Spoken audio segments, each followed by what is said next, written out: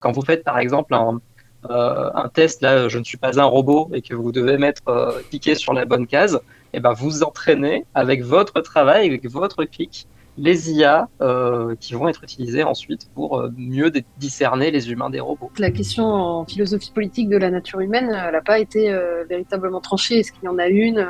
Ce qu'on disait aussi, c'est qu'on s'est quand même très peu, finalement, ou pas assez intéressé aux formes de vie animale autour de nous. Donc au final, le regard qu'a l'humain sur lui, c'est quand même souvent un regard presque suprémaciste de montrer les différences qu'il a avec les autres espèces, les spécificités humaines.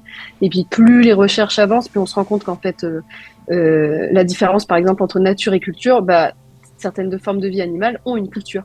La culture, c'est pas spécifiquement humain. Donc en fait, moi j'ai du mal à le trancher. J'ai l'impression, en tout cas, et ça c'est un point de vue personnel et absolument pas scientifique, que ce qui est propre à l'humain, c'est de se créer des narrations, quoi, de se raconter des histoires et des imaginaires, et que c'est ça qui nous anime aussi. On est quand même des personnes qui ont des croyances et des valeurs, et c'est ça qui font qu'on met du sens derrière nos actions ou pas, ou qu'on perd le sens aussi parfois. Question de la spécificité humaine, de qu'est-ce qui fait que l'humain est différent des autres des formes d'intelligence. Je suis d'accord sur cette idée de qu'on se raconte des histoires. Il y a un autre truc, c'est qu'on est la seule espèce du vivant, telle qu'on la connaît aujourd'hui, hein, qui est capable d'apprentissage collectif à l'échelle d'une espèce. On se transmet des traditions culturelles, on se transmet des formes d'éducation. Après, sur ce qui nous distingue vraiment des IA, là, c'est plus compliqué, vu que les IA sont nos créations et qu'on y met un petit peu de nous-mêmes aussi.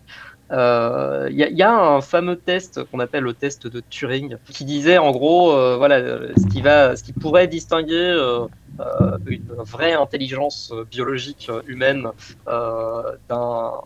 d'une intelligence artificielle, ce serait si on arrivait à avoir des conversations avec ces intelligences artificielles, on n'arriverait pas à distinguer si on savait pas qui y avait derrière l'écran, l'IA de l'humain. Et en fait, en 2024, la dernière version de ChatGPT a passé le test de Turing. C'est passé complètement sous les radars, mais voilà, ça a été une espèce d'accomplissement de cette espèce d'expérience de pensée qui ne veut pas forcément dire grand-chose, hein. Ça ne veut pas dire que l'IA a dépassé le niveau de réalité humaine, ça ne veut pas dire que les IA sont humaines, ça ne veut pas dire que les IA sont conscientes, ça ne veut pas dire qu'elles sont super intelligentes.